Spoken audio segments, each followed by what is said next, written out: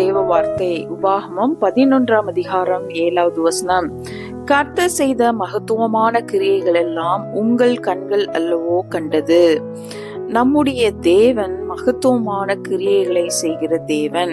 நம்முடைய வாழ்க்கையில் இம்மட்டுமாய் நமக்கு பெரிய காரியங்களை, மகத்துவமான காரியங்களை செய்திருக்கிறார்.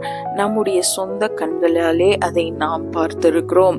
பிரியமானவர்களே, மகத்துவமும் ஆட்சிமையும் மகிமையும் நிறைந்த தேவன் நம்முடைய வாழ்க்கையிலே இன்னும் பெரிய காரியங்களை செய்யும்படிக்கு அவருடைய கற்பனைகளை கைக்கொண்டு அவருடைய வார்த்தைகளை நம்முடைய ஞாபகக்குறிகளிலே வைத்துக் கொண்டு அதற்கு கீழ்ப்படிந்து வாழ நம்மை அர்ப்பணிப்போம். தேவனாகிய கர்த்தர் பெரிய காரியங்களை ஆண்டவர் நமக்கு செய்வாராக.